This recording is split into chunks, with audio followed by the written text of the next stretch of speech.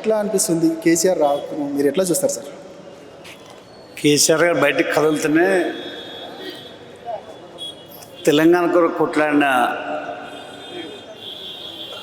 ఏకైక వ్యక్తి, సాధించిన ఏకైక వ్యక్తి. చాలామంది కొట్లాడినా సాధించిన ఏకైక వ్యక్తి. తెలంగాణ హక్కులను కాపాడే మొదటి వ్యక్తిగా ప్రజలందరూ తనను నమ్ముతారు. ఆ కృష్ణానది జలాలను సాగర్న కేఆర్ఎంబీకి ఒప్పచెప్పడం అనేది దుర్మార్గమైన చర్య. ప్రజల హక్కులకు, దాదాపు 5-6 జిల్లాల ప్రజల హక్కులకు నోట్ల మన్ను పోసే కార్యక్రమం చేస్తున్నాడు. తెలిసి తెలవక, పరిపాలన అనుభవం లేక, ప్రజల పట్ల చిత్తశుద్ధి లేక, శక్తి చాలక, కూడా అనుభవం శక్తి చాలక తను ఇన్నోళ్ళకు బట్టి నిర్మించిన ఈ తెలంగాణ ప్రజల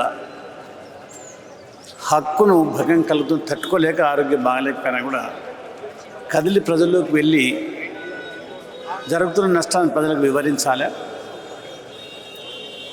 చేస్తున్న ఈ రాష్ట్ర ప్రభుత్వ అనుభవం చేస్తున్న తెలిసి తెలివని వేస్తున్న అడుగులను హరికట్టాలి. ప్రజల హక్కులను కాపాడాలని రేపు 11వ తారీఖు నాడు నల్గొండ జిల్లాలో, నల్గొండలో ప్రజల గొంతుగా మళ్ళీ బయలుదేరబోతున్నాడు. దార్కూర్ గారు ముఖ్య కార్యకర్తతో, ఆ జిల్లాలకు సంబంధించిన ముఖ్య కార్యకర్తలతో సమావేశం పెట్టి కార్యోన్ముఖం చేసిన వారు బయలుదేరుతున్నారు. సార్, ఇంకొకటి ఏంటంటే అసలు కేఆర్ఎంబీకి అప్పగించడంలో కేసీఆర్ ప్రముఖ పాత్ర వహించారు. దానికి సంబంధించి ఆయనే సిగ్నేచర్ చేశారంటూ కూడా ఏదైతే ఇప్పుడున్న సీఎం ఆరోపిస్తూ ఉన్నారు. దీన్ని ఎట్లా చూస్తారు అసలు? మా హరీష్ రావు గారు, దాని పూర్వపరాలు తెలిసిన మా మంత్రి గారు తన వివరంగా ప్రజలకు అర్థమయ్యేటట్టు ఉన్నట్టు బద్దలు కొట్టి చెప్పిండు. ఏం చెప్పుకోవాలో తోయక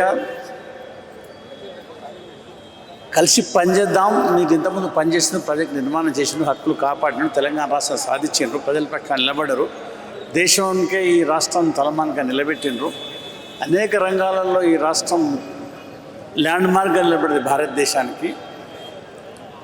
మీ అనుభవం తీసుకుంటామని చెప్పి తీసుకోవాలి, తెలివి ఉంటే.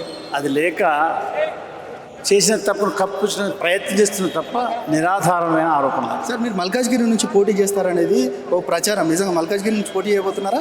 ఆసక్తి చూపిస్తున్నారు సార్? ప్రజా జీవితంలో అడగటం ధర్మం కాబట్టి నేను అడుగుతున్నది వాస్తవమే.